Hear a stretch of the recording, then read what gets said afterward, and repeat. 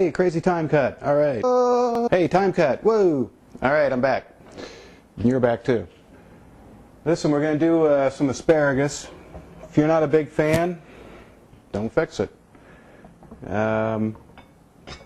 The chicken is pretty easy, as you saw. So usually when I have something that's like really just crazy easy like that, then I'll take a little extra time on the veggie or some side dish. Because I've got the time. What the hell?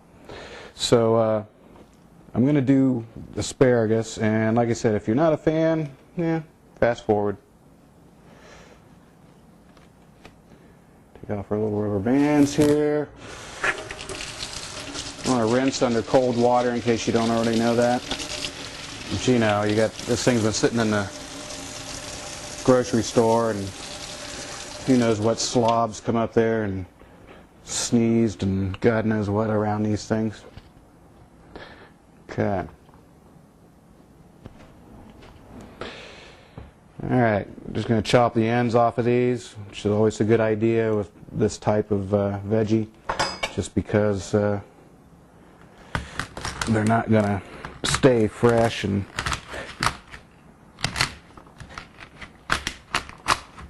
yummy. Just like a plant stem. Alright.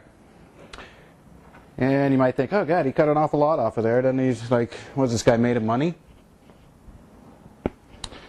Well, for me, when asparagus starts getting down to this end, it starts tasting pretty stocky. So, you know, I'm not going to eat it, so why cook it? So anyway, speaking of stockiness, you don't have to do this part here that I'm about to pick up on here, but I do it because I think it does take kind of the stockiness out of the asparagus. So like I say, I'm just taking this thing, starting below the little treetop there. Just go down one side, flip it over, go down the other side. And this may seem kind of tedious, and it is, but I think it's worth it. And like I said, I got the time to kill, so what the hey. So in the meantime, we're going to talk a little bit about dojos. So the first thing you want to do is just look in the yellow pages. See what's near you. Because you know what, if you have to drive across town, it's just like a gym. You're not going to drive across town 2 or 3 times a week. You know, unless you happen to work across town, the schedule works out, blah, blah, blah. You're just not going to do it. So find something close. See what's in your area. Because, you know, you may think, may have done a little bit of research and think, oh, you know what? Tiger Kung Fu looks really great. I'd like to do that. There may not be anyone around. There may not be anyone in your city that does that. So anyway, see what's in your neighborhood.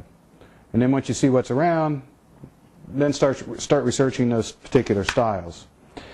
And you also want to see, when you're doing this, see if you can figure out, or well, I know you can figure it out. See if you can find out, you know, just the basics of this particular style. For instance, is it hand heavy? Is it going to be a lot of ground fighting, like maybe kempo or jiu-jitsu? Is it going to be more of a, I prefer to call them like a harder style, something a little more hardcore, like the Japanese, a lot of the Japanese and Okinawan styles, which is what I did, like Shorin-ryu karate, Shotokan, Goju-ryu, and so on. You might have some of those available. If you want something real low impact, you know, there's Tai Chi. Some of the Kung Fu styles may be more to your liking as well. But, you know, just do a little, that's the great thing about the internet. You can find out anything. So go ahead and find out what you can about what's near you. And then here's a biggie. Go sit in on a class, okay? Get there early, talk to the instructors a little bit, you know, observe the people, and you want to stay afterwards too. because you want to see the interaction of everybody in there. You know, does everyone seem like they're there to have, or not there to have a good time, but are they having a good time? Do they seem to be stoked about what they're doing? Do they get along? Does it seem like everybody's friendly and is there camaraderie? Or is it like the bad guys in Karate Kid? So basically, you just want to kind of check out the people, because you're going to be working with them. It's not like a gym where you go in and you do your own thing. When you're studying martial arts, you're going to be working with other people. Oh, man. I mean, you want people you're going to be able to trust. You don't want to be in there with a bunch of dickheads. All right? So observe a class, see how they do it. Is it a real hardcore, like boot camp kind of thing? If that's what you're looking for, great. If it's not, move on. But you're only going to know this if you actually sit through a couple classes. Okay?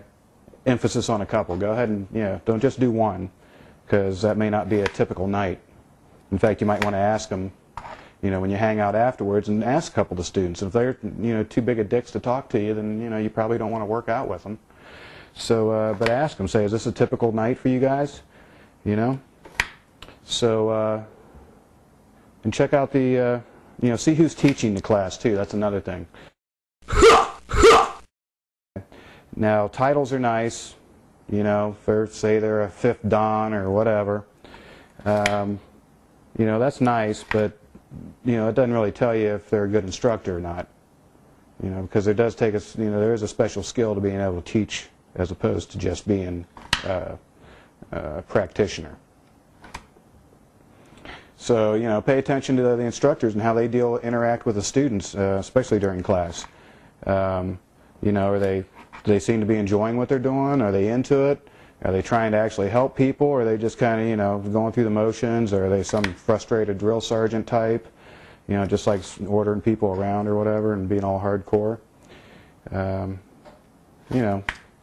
Look at the class size. Because they may have a ton of people in there, but all that may mean is that they're good businessmen and that they've homogenized the workout enough so that a lot of people will come in and sign up. And I don't think you want that. Holy crap, more art? Oh God. All right, look, don't skimp on your gi or uniform. If you're doing a lot of ground fighting or grappling, like in judo or jiu-jitsu, the cheap ones won't stand up. Now here's another maxim.